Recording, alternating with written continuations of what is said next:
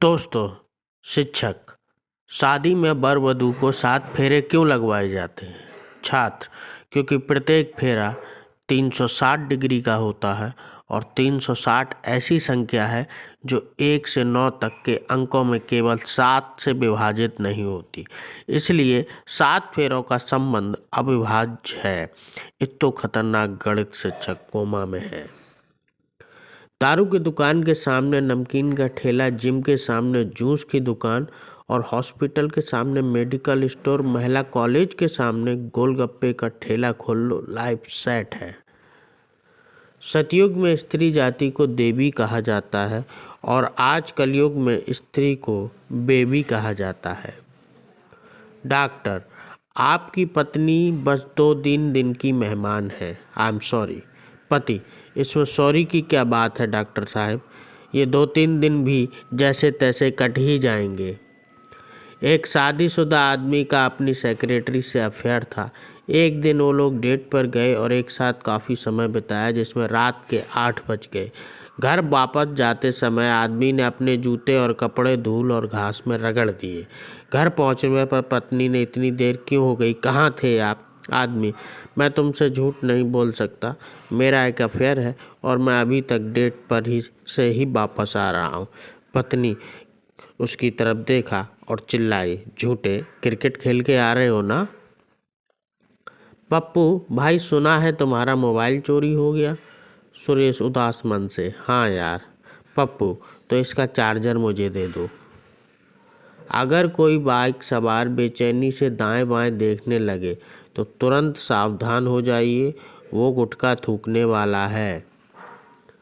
Doctor ने औरत के मुंह में थर्मामीटर रखा और कुछ देर के लिए मुंह बंद करने को कहा।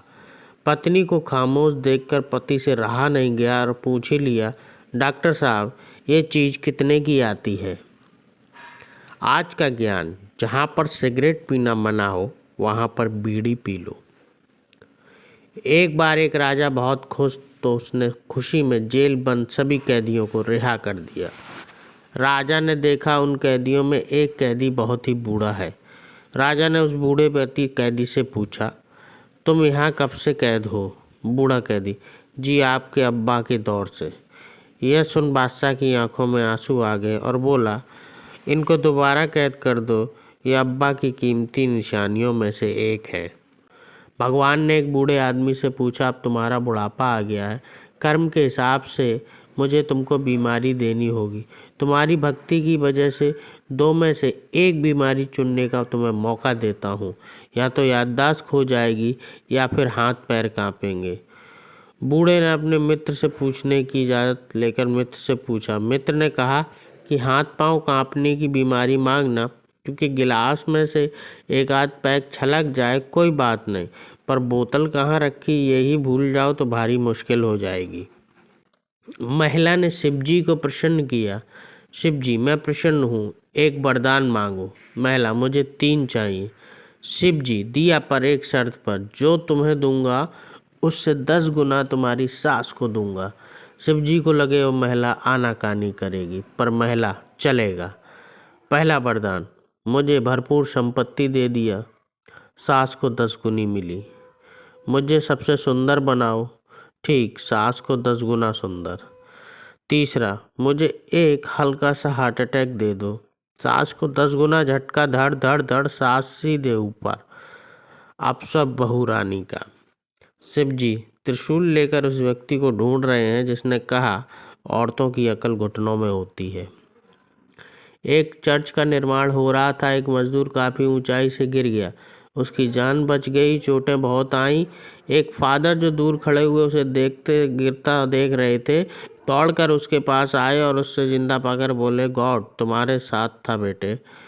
बोला मजदूर, हाँ, कोई ना कोई तो मेरे साथ था, वरना मुझे धक्का कौन देता। गर्मी शुरू हो गई। अब मोटरसाइकिल की सीट पर बैठते ही आपको आत्मज्ञान हो जाएगा कि पेड़ लगाने क्यों जरूरी है। फ्रिज में रखी सभी बोतल से एक एक घूंट पी लो, आपको बोतल भरना नहीं पड़ेगा। गर्मी का ज्ञान। आजकल के रिश्ते सूरजमुखी के फूल जैसे होते हैं, जिधर ज़्यादा फायदा मिले उधर घूम जाते हैं। किराना दुकानदार, आज मेरा एसबीआई वालों से बदला पूरा हो गया। ग्राहक, कैसे?